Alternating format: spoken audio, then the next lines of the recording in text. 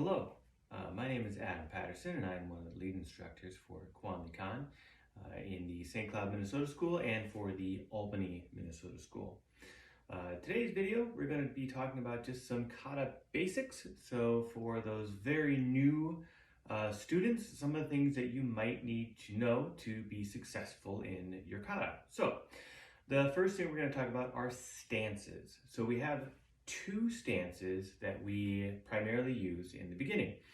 The first stance is going to be a front stance, which looks basically like this. So it's kind of hard to see from the front, but the idea is both my feet are pointing straight ahead. My hips are straight, so they're not turned. They're straight ahead. And my feet are about as wide as my shoulders, or maybe just a little bit wider.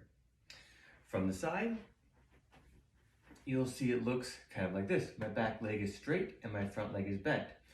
Now you don't want your knee bent too far, so it's going over my toes, but you don't want it straight like this. So the idea is I'm pushing forward.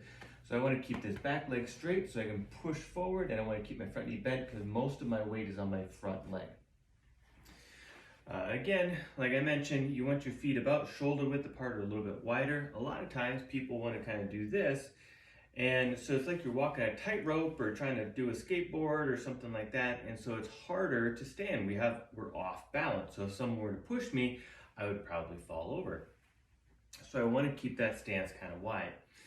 And then our next stance is going to be a back stance. So similar to a front stance, except instead of having our weight on our front leg, we have it on our back leg.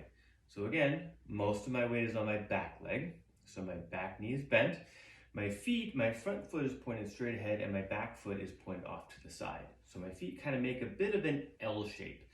And with that, I'm pulling back. So this is a strong position where if I wanted to pull or if I wanted to gain some distance, maybe someone is too close to me, so I want to step back and kind of get some distance away from that person. I can kind of bring myself back. So those are our two main stances that you learn in the beginning. A couple of other things that I want to show you. First off, our fist. So what we end up doing is we open our hand, we curl our fingers together as tight as we can, we curl them again, so now we're kind of making a thumbs up sign, and we bring our thumb underneath our hand. The reason for that is that I don't want my thumb sticking out. If I punch something, my thumb hits first. I want to hit with my knuckles right there. So I keep the thumb underneath. I also want to make sure that my fist is flat, so it doesn't bend down, it doesn't bend up. So I want to keep it flat like this, and I want to keep it tight. And the reason for that is if I hit something and my hand is loose, what can happen is I can actually hurt my own hand and break my own hand hitting something. So I want to make sure I keep that as tight as I can so I don't hurt myself. The other things that you're going to be learning is our first moves are going to be a down strike, which typically is going to look something like this. We bring our arm up and then we bring it down. So again, from the side, you'll see that my back hand is by my hip, kind of by my belt. My front hand is going to be a little bit above my knee, maybe about 8 inches or so. Not a big deal. You don't want it like touching your leg, you don't want it up here because that's two different moves.